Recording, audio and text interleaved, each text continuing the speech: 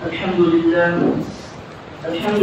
نحمده ونستعينه ونستغفره ونؤمن به ونتوكل عليه ونعوذ بالله من شرور أنفسنا ومن سيئات أعمالنا من يهده الله فلا مضل له ومن يضلله فلا هادي له ونشهد أن لا إله إلا الله وحده لا شريك له ونشهد أن سيدنا ومولانا محمدا عبده ورسوله أما بعد فأعوذ بالله من الشيطان الرجيم بسم الله الرحمن الرحيم يا أيها الذين آمنوا قوا أنفسكم وأهليكم نارا وقودها الناس والحجارة عليها ملائكة غلاظ شداد لا يعصون الله ما أمرهم ويفعلون ما يؤمرون صدق الله العظيم.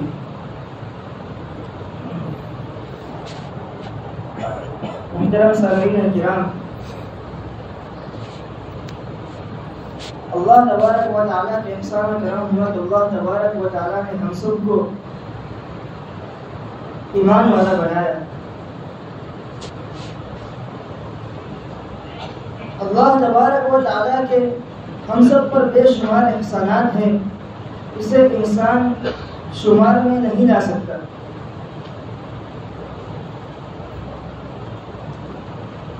حضرات، اس سے پہلے جب میری بات ہوئی تھی اولاد کے اوپر، والدین کی اولاد کی تربیت، میں اسی موضوع پر کچھ دیر روشنی ڈالنے کی کوشش کروں گا. محترم حضرات، حدیث پاک میں آتا ہے کہ جب انسان مر جاتا ہے، اذا مات الانسان انقطع عنه عمله الا من ثلاثة صدقة جارية او علم ينتفع به او ولد صالح يدعو له. جب انسان مر جاتا ہے انقطع عنه عمله، تو اس کے عمل کا سلسلہ بالکل ختم ہو جاتا ہے. لیکن تین چیزیں ایسی ہیں جو اس کے مرنے کے بعد بھی اس کا ثواب و اجر اس مرنے والے کو پہنچتا رہتا ہے. الا من ثلاثة، تین چیزیں. پہلی چیز الا من صدقة جاریہ، صدقہ جاریہ سے مساجد و مکاتب وغیرہ کی تعمیر کرا دینا. دوسرے نمبر پر ہے او علم ينتفع به، علم نافع، ایسا علم جو لوگوں کو نفع پہنچائے. تیسری بات اللہ نبی صلی اللہ علیہ وسلم نے ارشاد فرمائی او ولد صالح يدعو له، کہ نیک اولاد، وہ نیک اولاد جو والدین کے لیے اس کے والدین کے مرنے کے بعد بھی دعائیں مغفرت کرتی رہے. محترم حضرات، اولاد نیک تبھی بنے گی جبکہ والدین نے اس کی تعلیم و تربیت کے لیے محنت کی ہوگی، اس کی تعلیم و تربیت کا انتظام کیا ہوگا. اگر والدین نے اپنی اولاد کی تعلیم و تربیت کا انتظام کیا تو یہی اولاد اس کے لیے دنیا اور آخرت میں عزت کا ذریعہ بنے گی. اور اگر والدین نے اولاد کی تعلیم و تربیت کا انتظام نہیں کیا اور اس کو اسی طرح چھوڑ دیا تو یہی اولاد دنیا اور آخرت میں ان کے لیے رسوائی اور ذلت کا سبب بنے گی. قیامت کے دن ہر ماتحت سے، ہر ذمہ دار سے اس کے ماتحتوں کے بارے میں سوال کیا جائے گا. والدین سے بھی سوال کیا جائے گا تم نے اپنے اولاد کے حقوق ادا کیے یا انہیں ضائع کر دیا. شریعت مطہرہ نے والدین کے اوپر اولاد کے بے شمار حقوق رکھے ہیں. چنانچہ سب سے پہلے والدین کو چاہیے وہ خود اپنے اندر نیکی کا جذبہ پیدا کرے اور خود نیک کامات کے مطابق کرے. چنانچہ تاریخ میں ایک واقعہ آتا ہے ایک شخص تھے، نوجوان تھے لیکن بڑے پرہیزگار تھے۔ ایک مرتبہ ان کو بھوک نے ستا دیا، کئی دنوں کا فاقہ ہو گیا، پیٹ میں ایک لقمہ تک نہ گیا۔ پھر ایک دریا اور ندی کنارے بیٹھے ہوئے تھے، دیکھا کہ ایک سیب، ایک سفرجن تیرتا ہوا آ رہا ہے۔ انہوں نے اس کو اٹھا لیا اور کھا لیا۔ بھوک کی شدت تھی، کھا تو لیا، لیکن کھانے کے بعد دل میں یہ خیال آیا کہ میں نے یہ سفرجن اور سیب کھا تو لیا، لیکن نہ معلوم اس کا مالک کون تھا، یہ کہاں سے آیا تھا۔ حالانکہ ان کے لیے کھانا جائز تھا، وہ تیرتا ہوا آ رہا تھا اور ایک سمندر، ایک ندی کے راستے سے آ رہا تھا۔ لیکن ان کا تقویٰ دیکھو، ان کی پرہیزگاری دیکھو، خوف خدا دیکھو، وہ جس سمت سے اور جس جہت سے وہ سیب آ رہا تھا اسی کی طرف چل پڑے۔ چلتے چلتے کئی مسافت طے کرنے کے بعد انہوں نے دیکھا اس ندی کے کنارے ایک سیب کا باغ ہے اور اس باغ کے اندر کئی درخت ہیں اور ایک درخت کی ٹہنی ندی کے کنارے لٹکی ہوئی ہے، اس طرف جھکی ہوئی ہے۔ تو ان کو یقین کامل ہو گیا کہ یہ سیب اسی ٹہنی سے ٹوٹا ہے اور یہ تیرتا ہوا اس جانب آیا ہے، اسے میں نے کھا لیا۔ چنانچہ وہ باغ میں گئے، باغ کے مالک کو پورا واقعہ بیان کیا کہ ایسا ایسا ہوا۔ باغ کا مالک بھی بڑا نیک تھا، وہ سمجھ گئے آج آنے والوں کو ایسا ویسا نہیں، آنے والا تو کوئی ہیرا آیا ہے، ورنہ کون شخص ایک سیب کھانے کے بعد اتنی مسافت اور مشکل طے کرنے کے بعد معافی مانگنے آتا ہے۔ انہوں نے کہا میں ایسے معاف نہیں کروں گا، آپ کو چند سال تک میرے باغ کی دیکھ بھال اور نگرانی کرنی ہوگی، اس کے بعد میں معاف کروں گا۔ چنانچہ انہوں نے اپنے دل میں سوچا کہ بھلے چند سال محنت کر لوں گا، مشقت تکلیف اٹھا لوں گا، ان کے باغ کی نگرانی کر لوں گا، تو اس کے بعد تو معافی مل جائے گی، دنیا میں ہی معاملہ نمٹ جائے، آخرت میں تو کچھ نہ ہوگی۔ انہوں نے ان کی شرط قبول کر لی اور باغ کی نگرانی اور دیکھ ریکھ کرنے لگے۔ چنانچہ کچھ عرصہ گزر گیا، اس مالک کے وہاں کچھ مہمان آئے تو انہوں نے کہا جاؤ باغ سے سیب توڑ کر لاؤ، تو سیب توڑ کر لائے۔ جب مالک نے اس کو کاٹا تو وہ کھٹے تھے، ابھی میٹھے نہیں ہوئے تھے، تو ان کو ڈانٹ دیا، جھڑک دیا، تم کتنے وقت سے میرے باغ کی نگرانی کر رہے ہو، تم کو اتنا نہیں معلوم کہ کون سا سیب میٹھا اور کون سا کھٹا ہے؟ تو کہنے لگے ایک سیب کھانے کی وجہ سے جتنے سال تک آپ کی خدمت انجام دے رہا ہوں، اگر میں نے واپس کھا لیا تو نہ معلوم کیا ہوگا، بغیر اجازت کے کھا لیا۔ تو مالک کو بڑا تعجب ہوا کہ کیسا شخص ہے کہ اس نے اتنے وقت سے ایک سیب نہیں کھایا۔ چنانچہ ان کا تقویٰ کیسا اعلیٰ تھا۔ پھر ان کی وہ طے شدہ مدت ختم ہوئی تو مالک نے کہا تمہاری مدت تو ختم ہو گئی، لیکن میرے ایک اور شرط ہے، اگر تم وہ شرط پوری کرو گے تبھی میں آپ کو معاف کروں گا۔ اس نوجوان پرہیزگار تقوی والے شخص نے کہا بتائیے آپ کی کیا شرط ہے؟ تو مالک کہنے لگا میری شرط یہ ہے، میری ایک بیٹی ہے جو کان سے بہری ہے، منہ سے گونگی ہے، آنکھ سے اندھی ہے، اس کے پیر بھی کام نہیں کر رہے، اس کے ہاتھ بھی کام نہیں کر رہے ہیں، لیکن اس سے نکاح کرنا ہوگا۔ ذرا سوچئے، اتنے سال تک خدمت انجام دی، ایک شرط ختم کی، لیکن اب دوسری شرط لاگو کر دی۔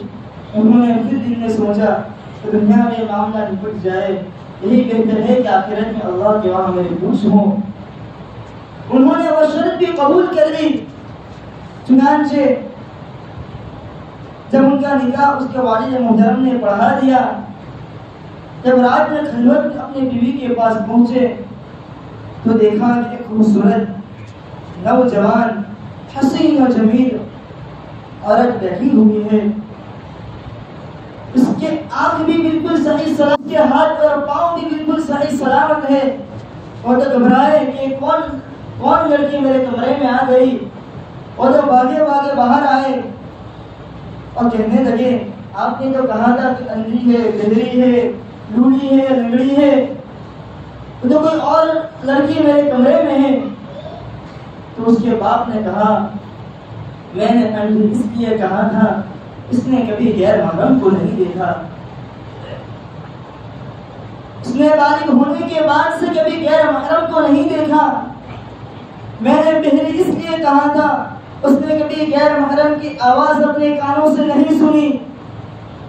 میں نے گونگی اس لیے کہا تھا, اس نے کبھی غیر محرم سے بات نہیں کی. پھر وہ شخص سمجھ گئے نکاح ہو چکا تھا. ماں بھی اتنی لڑکی اور وہ عورت بھی اتنی پرہیزگار, والد بھی اتنے تقوی والے, اتنے پاکیزہ. پھر ان کے بدن سے اللہ تبارک و تعالیٰ نے ایک اولاد دی جسے آج دنیا شیخ عبدالقادر جیلانی رحمہ اللہ سے یاد کرتی ہے. محترم دوستو اور بزرگوں, جب والد نیک ہو, والدہ پاکیزہ ہو, والدہ نیک صالحہ ہو, تو اللہ تبارک و تعالیٰ ان کے بدن سے ایسی اولاد پیدا فرماتے ہیں جو کئی لوگوں کے ہدایت میں آنے کا ذریعہ بن جاتے ہیں. یہی شیخ عبدالقادر جیلانی رحمہ اللہ کا واقعہ مشہور ہے کہ ان کے والدہ نے کچھ سکے, کچھ رقم ان کی بغل میں باندھ دی. جب وہ سفر میں نکل رہے تھے قافلے کے ساتھ, قافلے کو ڈاکوؤں نے لوٹا. بچے کو کہا, وہ تقریباً 5-6 سال کی عمر میں تھے, ایک بچے کیا تیرے پاس بھی کوئی سامان ہے؟ کہنے لگے ہاں ہے. بغل سے وہ تھیلی نکالی اور دے دی. کہنے لگی تم نے سچ سچ بتا دیا کہ ہاں میری والدہ کی نصیحت ہے بیٹا کبھی جھوٹ نہ بولنا, بیٹا ہمیشہ سچ بولنا. تو وہ ڈاکو سوچنے لگے کہ ایک چھوٹا سا بچہ, اس کی عمر تقریباً 5 اور 6 سال ہے, تو اپنے والدہ کی بتائی ہوئی نصیحت پر اتنا عمل پیرا ہے کہ اس کو ہمارا بھی خوف نہ ہوا اور صحیح بتا دیا. ہم نے بھی اللہ سے وعدہ کیا ہے, ہم نے بھی اللہ سے وعدہ کیا ہے, ہم نے بھی اللہ کا کلمہ پڑھا ہے, ہم نے تو اللہ کا وعدہ بھلا دیا. سب کے سب رونے لگے اور سب نے توبہ کر لی اور داخلہ ڈالنے کا کام چھوڑ دیا. محترم دوستو اور بزرگوں, ہمیں چاہیے کہ ہم اپنی اولاد کو ایسے واقعات سنائیں تاکہ ان کے اندر بھی سچ بولنے کا جذبہ پیدا ہو. ایسے واقعات سنائیں تاکہ وہ بھی اپنے اندر نیکی کرنے کا جذبہ پیدا کرے. والدین کو چاہیے اپنے اولاد کو نبی پاک صلی اللہ علیہ وسلم کی سیرت مطہرہ اور صحابہ کرام رضی اللہ عنہم کی پاکیزہ زندگی کے واقعات سنائے اور ان کی قصہ کہانی سنائے. تابعین کے, تبع تابعین کے, ہر ہمارے اسلاف کے واقعات کو سنائے, ان کی جد و جہد کو سنائے. انہوں نے دین کے خاطر کیا کیا قربانی پیش کی تاکہ اولاد کے اندر بھی دین کے خاطر قربانی پیش کرنے کا جذبہ پیدا ہو جائے. ان کو سنائے صحابہ کرام کی اولاد کا واقعہ. ان کو سنائے ان صحابیہ رضی اللہ عنہ کا واقعہ جو پوری رات اپنے بچوں کو نصیحت کر رہی تھی. ان کے جو بچے تھے کہ بیٹا اگر تمہیں جہاد میں جانا ہے, لڑنے کے لیے جانا ہے, یاد رکھنا تم شہید ہو کر آنا. ایک ماں اپنے بیٹے کو نصیحت کر رہی ہے. چنانچہ دوسرے دن سب کے سب بچے جنگ کے لیے چلے گئے اور سب اللہ کے راستے میں شہید ہو گئے. جب ایسے واقعات سنائیں گے تو ان کے اندر بھی دین کے خاطر قربانی دینے کا جذبہ پیدا ہوگا, نیکی کرنے کا جذبہ پیدا ہوگا. محترم حضرات, اللہ تبارک و تعالیٰ نے اس ذمہ داری کو ادا کرنے کے لیے والدین کے دلوں میں شفقت اور محبت ڈال دی ہے تاکہ والدین اس ذمہ داری کو اچھی طرح ادا کر سکے. شریعت مطہرہ کا انداز تو دیکھو, شریعت نے کیا کہا. حدیث پاک میں آتا ہے کہ جب بچہ 6 سال کا ہو جائے اسے نماز کا شریعت تو افراط بھی نہیں ہے، تفریط بھی نہیں ہے، شریعت بالکل اعتدال پسند ہے، درمیانی راہ دکھلاتی ہے، درمیانی راہ سلجھاتی ہے۔ 6 سال کی عمر میں نماز پڑھنے کا حکم دینے کو کہا تاکہ بچے کے دل میں نماز کی اہمیت و عظمت آ جائے، بچے کو معلوم ہو جائے نماز بڑی اہم چیز ہے، اسے ہمیں ادا کرنا ہے۔ پھر کہا 10 سال کا ہو جائے نماز نہ پڑھے تو اسے تنبیہن تعلیمن مارنے کا مطلب یہ نہیں کہ لگنے کی اور لگ گئے بچے کے پیچھے، بلکہ تنبیہن اس کے لیے مارے کہ بس اس کو تنبیہ ہو جائے، بس اس کو اتنا معلوم ہو جائے کہ نماز بڑی اہم چیز ہے، بڑی اہم شے ہے، اس کو ہمیں ہر حال میں ادا کرنا ہے۔ 6 سال میں نماز کا حکم، 10 سال میں نہ ماننے پر تنبیہن تعلیمن مارنے کا حکم۔ اب جو بچہ 6 سے 10 سال تک وہ وقتاً فوقتاً مسجد میں آئے گا، اپنے باپ کی نقل کرے گا، لوگوں کو دیکھے گا نماز پڑھتا ہوا، وہ بھی نماز کا عادی بن جائے گا، اور وہ بلوغ کی عمر تک پہنچتے نماز کا بالکل پابند بن جائے گا۔